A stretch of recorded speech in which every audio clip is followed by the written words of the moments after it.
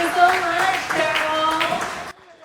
Hey, a very good morning, one and all. You know, as a happiness scientist, it should come as no surprise to you that clients come to me for two main reasons. The first, their team members are stressed.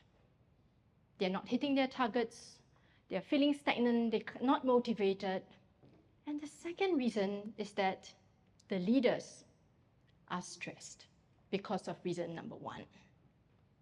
Leaders themselves sometimes feel lonely because they have to drive all the targets.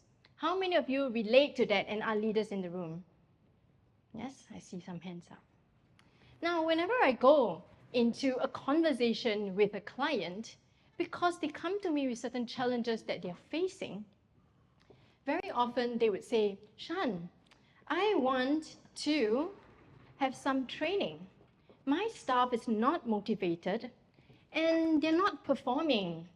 Some of them are so burnt out that they're threatening to leave. And in this economy, as the previous two speakers have spoken about, I think we're seeing that that is true. And in fact, if you look at the data from Gallup, almost $8.9 trillion worth of business is lost by organizations because of employee burnout and disengagement. And so they come to me looking for, and I will shift this a little bit back. Would that help everyone to see it over here?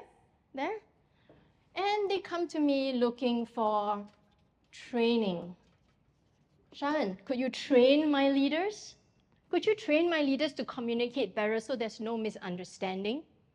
Hey, Sha-En, could you train my staff because they're not motivated? Give them a bit of oomph so that they will be motivated. And as I'm listening there, I'm thinking, these are deep human psychological needs. Will one training solve that issue? What do y'all think? No. And so I think, and you may think the same, is that what happens above the iceberg, if it's just one training, I think it's a little bit shallow. In fact, when I have conversations with my clients and I ask them, what do you really want? Training may be a pathway to get there, but what do you really want? And they tell me three things, three particular outcomes. Number one, they want their talent to thrive. It's not just a job to them. They want to retain their talent. And the question here is, how do we help our people excel without burning out or leaving? Because it's not just about someone who just comes in, presenteeism, sits there, the body is there, but the mind's somewhere else, and not really actually engaging. They want someone who is doing here. Now, the second outcome that they are looking for is a tuned in team. Now, a team that is tuned in is in synergy. And the key question that happens here is, how do we get everyone working in synergy towards the common goal? Because isn't that what drives performance? Is that synergy? And the third outcome, which was mentioned actually by the second speaker, Peter, is that they want a trustful culture. With trust, a lot of things can happen. And again, the key question here is, how do we create the best environment where people can show up and do their very best work? Now, let me ask you, out of these three outcomes, do any of you relate to any of them? Raise your hands if you do. Right, it's more than 60% of the room, right? And then you'll notice that there's a bit of space underneath my iceberg. And then I tell them the same thing. Hey, we've been going a little deeper, and that's great. But maybe there's something else that you're looking for. And they look at me like, what? Aren't those really awesome already? And so I say to them, you know, as a person, as a leader who cares about their team, as a leader who's thinking into the future, you're visionary.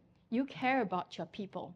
And ultimately, beyond these three measurable outcomes, you want to create brighter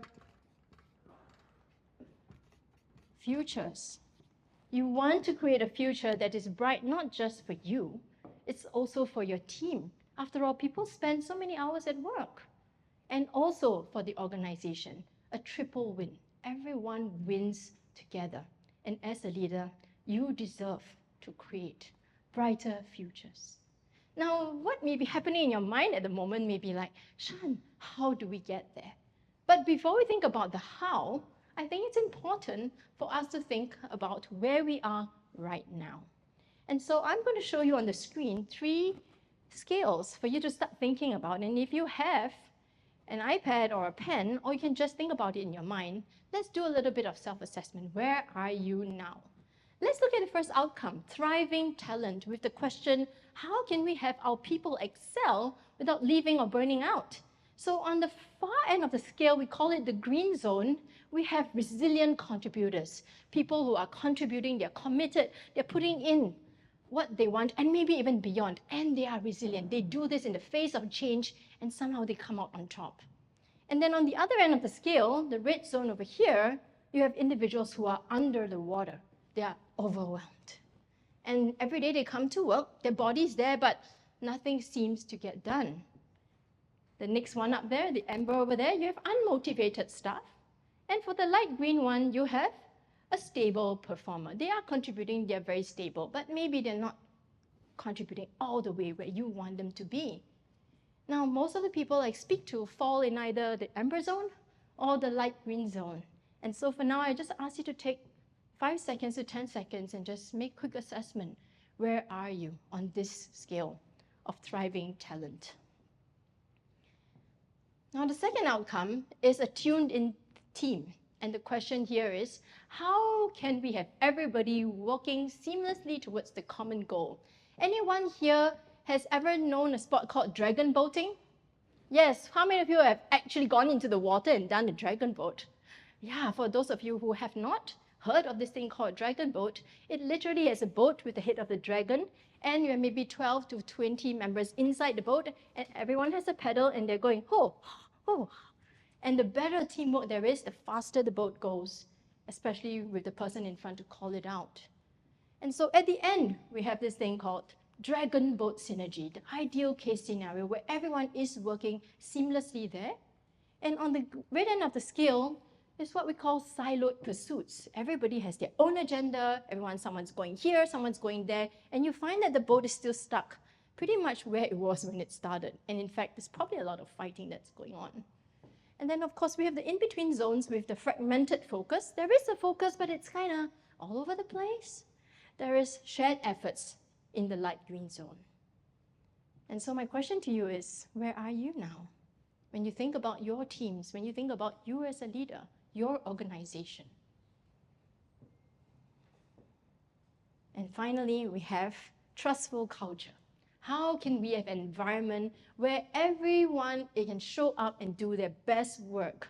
On the far end of the scale, it's a safe sanctuary. People are free to innovate, people can take risks, people can speak up, people feel safe.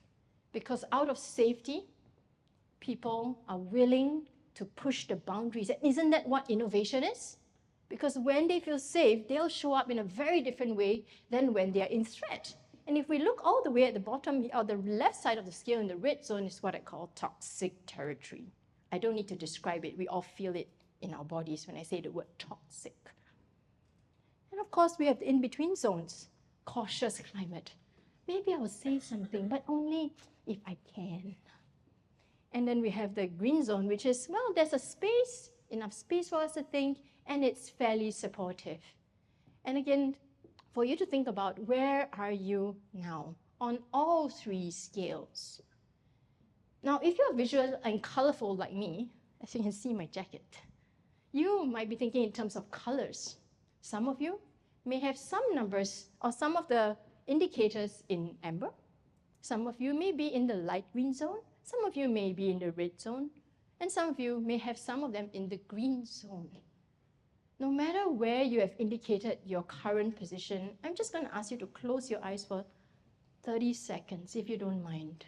If you think closing your eyes is not what you want, that's totally fine. You can just have an imagination and ask yourself, what if we were to turn every single one of those amber, red, or light green into green lights, what would that feel like for you as a leader, for your team, for your organization, when you are creating the brighter future where people are contributing resiliently, where people have dragon boat synergy and just get there as quickly as possible with synergy, and last of all, it's just safe enough to do so. What would that feel like? And I want you to just not just have a picture in your mind, but imagine what that would feel like in your body. Because our body knows when we are in toxic territory. Our body knows when everyone's just having their own agenda. Our body knows when everyone's just overwhelmed but not saying it. So, if I'm talking so much about the future, I now have a question for you. How many of you believe that you can create the future? Yes? Who thinks they can? Oh, we have a lot of believers. The rest don't believe? I know Eugene is definitely believing because he just did it. How many of you feel, man, I don't know what she's talking about? And I'll run off in a minute. I've just got one more picture to draw for you. So today's 1st of October, and if we were to say that today is our starting point, 1st October, predicting into the future, a year ahead on 1st October 2025, and if we recognize that there are some of these challenges we're seeing, there are only two ways that it could possibly go. One is that we take the upward trajectory and move into a flourishing state, or we, by simply virtue of time, if you do absolutely nothing in the next 1 year, drift is what might happen, the downward. And so we have a choice to make, all of us in this room. Do we want to jump on the green line and ride the curve? Do we want to just do nothing because we hope that somehow will work out? We know where that ends up, and that will end up at this drift.